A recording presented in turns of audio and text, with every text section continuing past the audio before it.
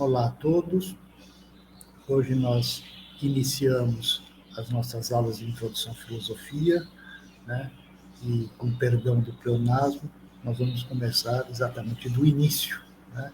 Com o termo filosofia, né? O termo filosofia é um termo grego, né? Composto de duas outras palavras gregas, né? O termo filo ou filia, que significa amizade, amigo, e sofos ou sofia, que significa sabedoria ou saber, né? Esse é a origem do termo, né? Então, é uma palavra grega composta de duas palavras gregas, né? Que significa literalmente amor, ou melhor, amizade ao saber, amizade ao conhecimento, ou pode ser também traduzido como amor ao conhecimento, amor à sabedoria, né? Saber a origem da palavra, né?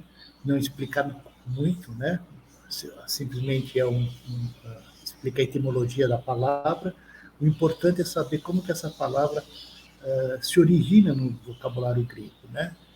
Segundo algumas tradições, essa palavra foi cunhada pelo Pitágoras, né? O Pitágoras é um filósofo grego, né? Pré-socrático, né?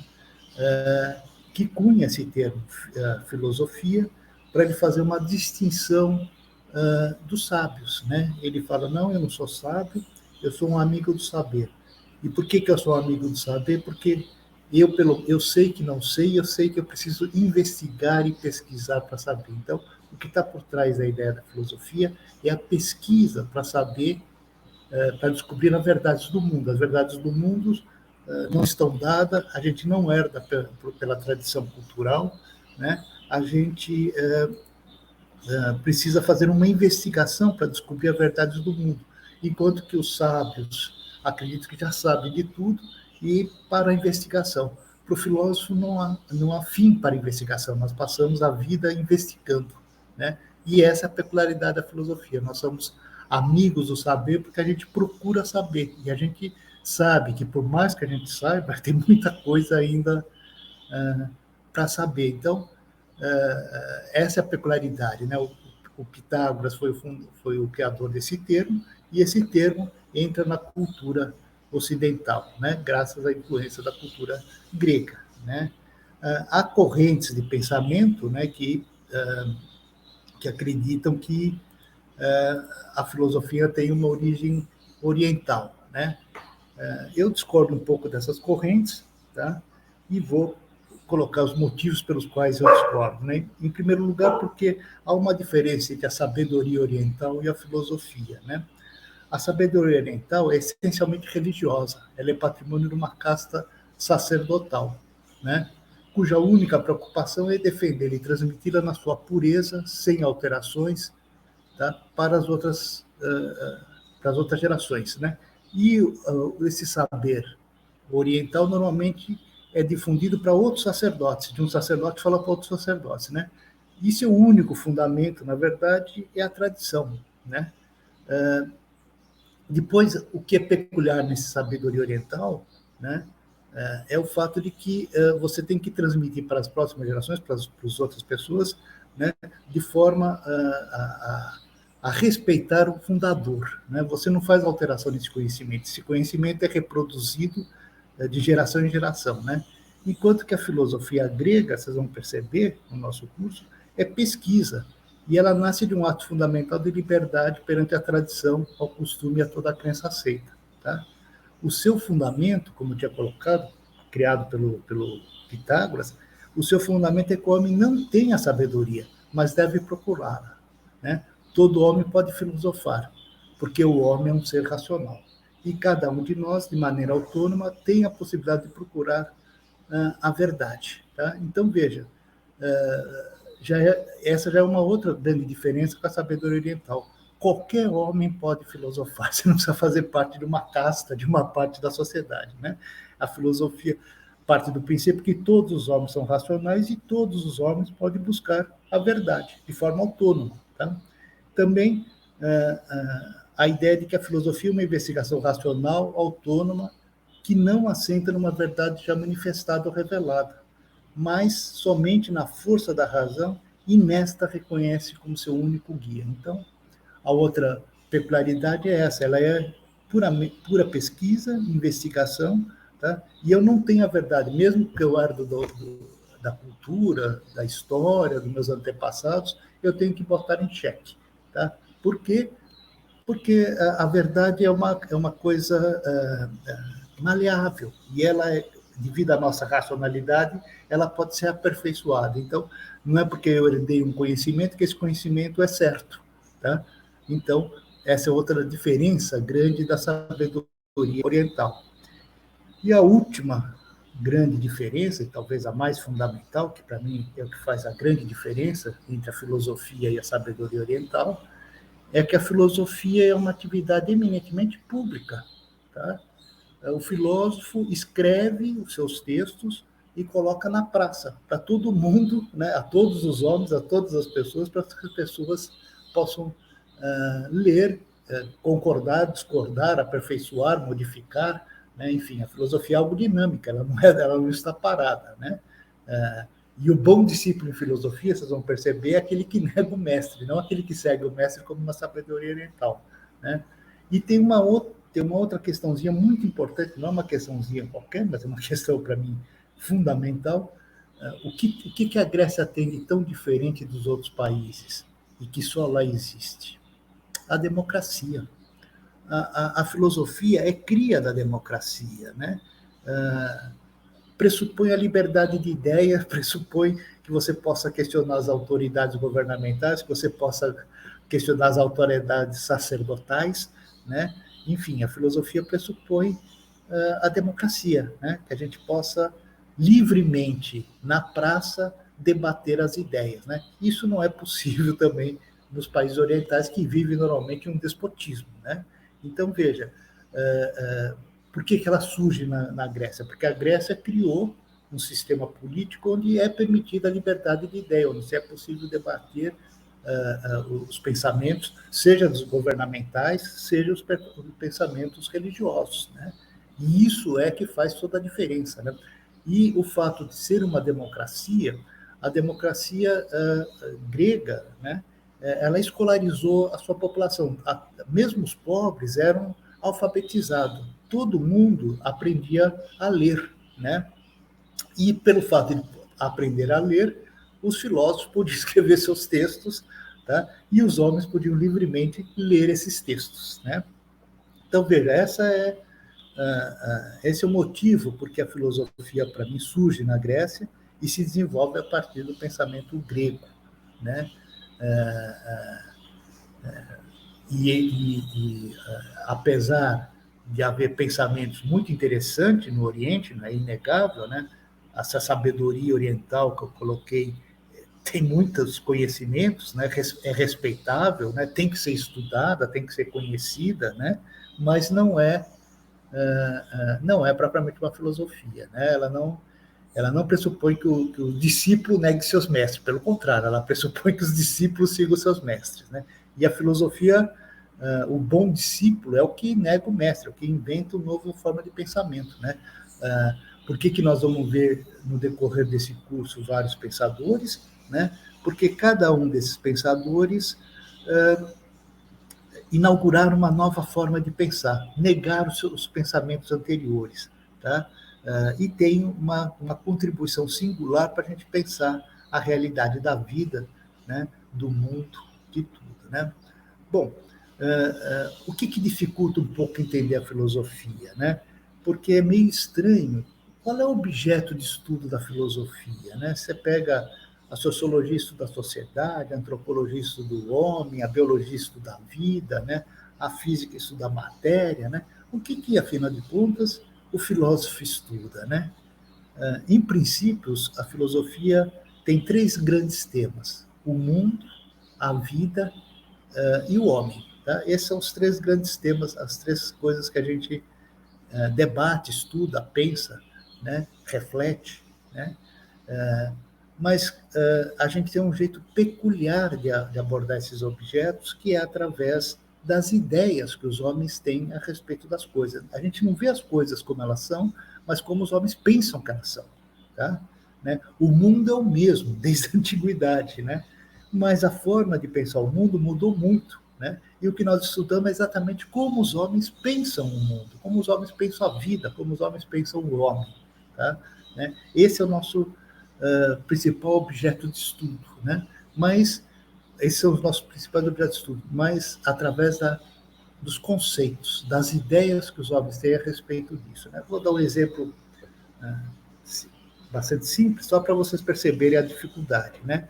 Se eu chegar e colocar uma árvore no meio de uma conversa e tenho 4 posições a respeito da árvore, de um lado eu tenho um ecologista, do outro lado eu tenho um madeireiro, de um lado eu tenho o cara que tem a árvore plantada na frente da casa dele, e do outro lado eu tenho um cara que está andando de carro e está procurando uma sombra para parar seu carro. Né? Bom, o cara, o ecologista vai ver na árvore algo sagrado, que deve ser preservado, que deve ser conservado, né, que o homem não deve cortar. Né? O madeireiro vai ver na árvore um objeto de valor, que produz emprego, produz impostos, né? Permite que a gente construa móveis, casas e outros objetos úteis. O cara que tem a árvore na frente de casa está bravo porque cai folha e ele tem que ficar varrendo, que porcaria ter uma árvore na frente de casa, porque essas folhas emporcalham o mundo. Tá? E o cara que está procurando uma sombra fala, ainda bem que tem uma árvore para poder parar meu carro, para não ficar exposto ao sol. Né? Aí a gente pergunta, qual dos 4 viu a árvore? Né? Veja, na verdade os 4 viram a árvore, mas cada um deles de um aspecto da árvore. Né? E se eu ainda colocar um filósofo chegando na conversa e falar assim, quando a árvore é a árvore? Quando ela está nascendo, quando ela está crescendo, quando ela é semente, quando ela está morrendo? Né?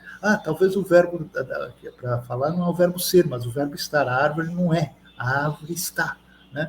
Veja, como a gente pode complicar essa questão ou enriquecer essa questão. Né? Então, e é isso que a filosofia tenta pensar. Como que a gente cria pensamentos, ideias, conceitos a respeito das coisas e do mundo, porque a gente não pensa as coisas e o mundo, a gente pensa as coisas através de representações que nós fazemos através dos conceitos na nossa mente.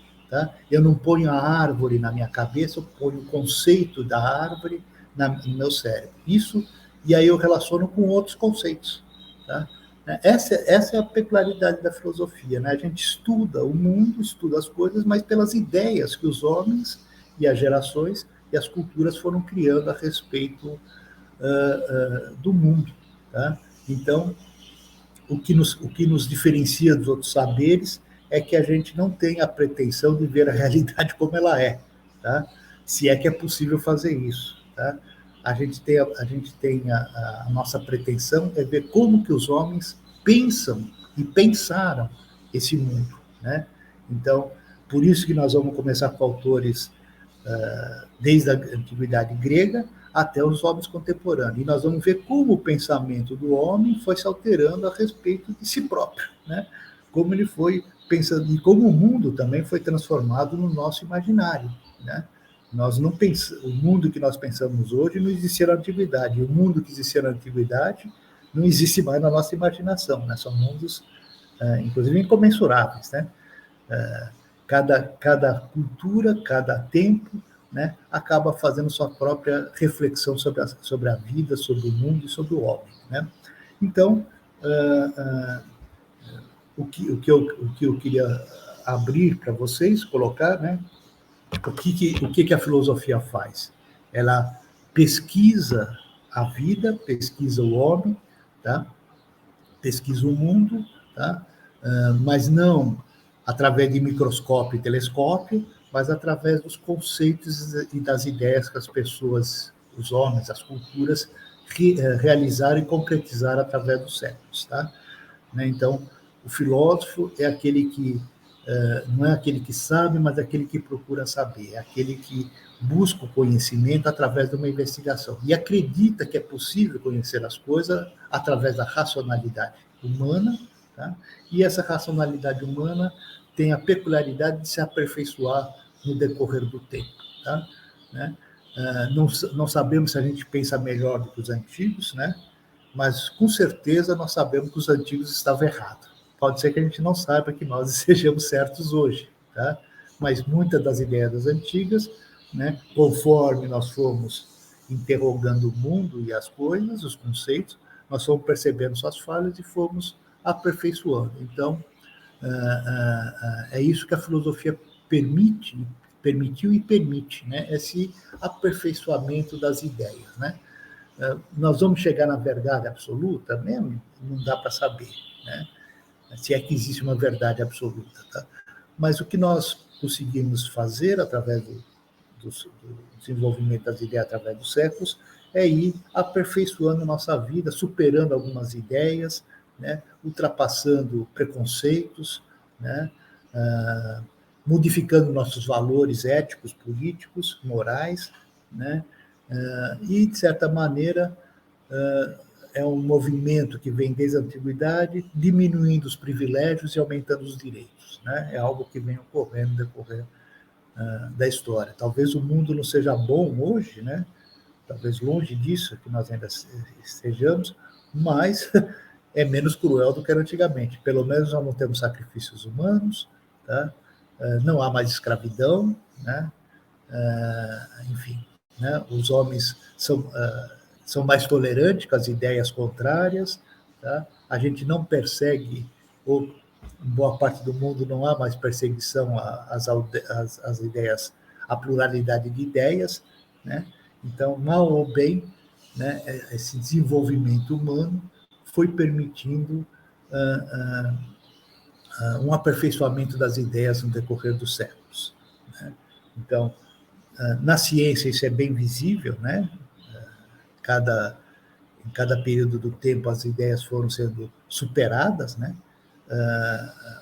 Mas na filosofia também há, de certa maneira, uma superação de ideias, né? Nós vamos ver isso através da leitura e debate dos textos que nós vamos abordar aqui nesse curso, tá? Então, esse é o nosso pontapé inicial, essa é a nossa peculiaridade, tá? E o que nós vamos fazer nessa introdução à filosofia é introduzir várias ideias que foram sendo construídas e abandonadas no decorrer dos séculos, né? Vamos começar com Platão, na Antiguidade, né? O Platão talvez seja o primeiro filósofo que tenha sobrado as obras inteiras, né? Boa parte dos filósofos anteriores ao Sócrates, que nós vamos ver um pouquinho, o período pré-socrático, né? A boa parte desse pensamento só restou fragmentos, nós não conhecemos completamente as ideias dele, né? Mas a partir do Platão, né, algumas obras foram sendo preservadas, né? Perdeu-se muita coisa, né? Houve vários incêndios nas bibliotecas, houve várias perseguições às ideias, né? E o pessoal, quando não gosta de uma ideia, costuma queimar os livros, né? É um horror isso, tá? Mas, apesar dos pesares, né? Muitas ideias foram salvas, né? Foram preservadas no decorrer dos séculos. Tá certo? Então, hoje, então, começamos o nosso curso, tá? E